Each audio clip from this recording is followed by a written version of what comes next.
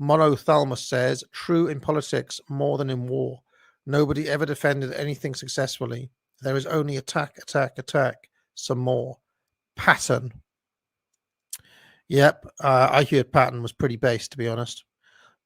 Burn Toast says, I know a lot about Patton because I wrote about him a lot during high school. If I ever had to pick someone to write a paper about, I usually picked Patton. And that's because I was raised by my great grandmother, Southern Democrat, who absolutely loved Patton and that type of character in U.S. history.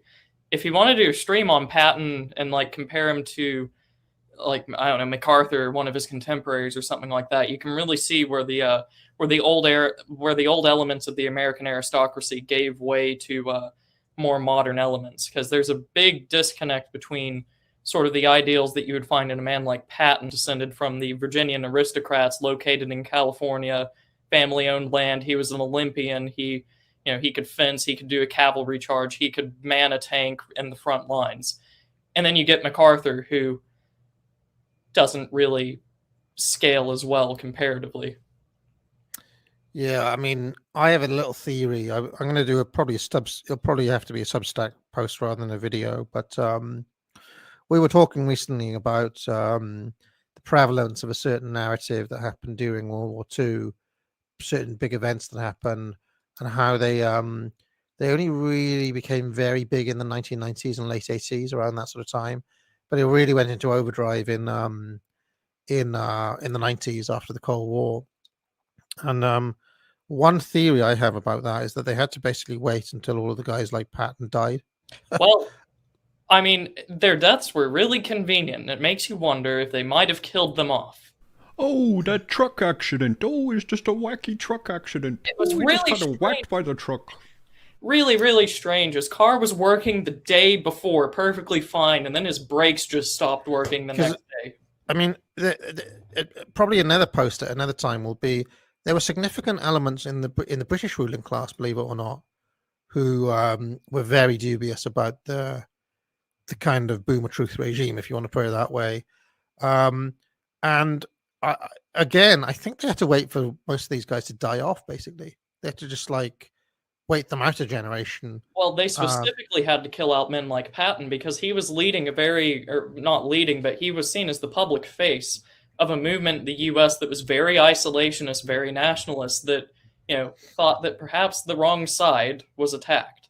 And it was especially popular in the American Midwest, where their parents and they, for the most part, spoke German. They viewed themselves as a natural extension of Germany, and it was stamped out by the United States federal government and some of the state governments as well.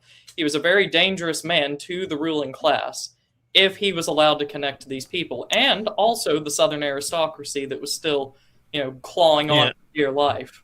And a war hero as well, of course.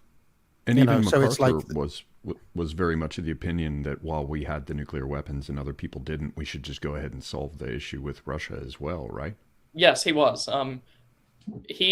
MacArthur, as time goes on, he sort of comes over to the sort of Patton-esque side, but he doesn't really get there in time.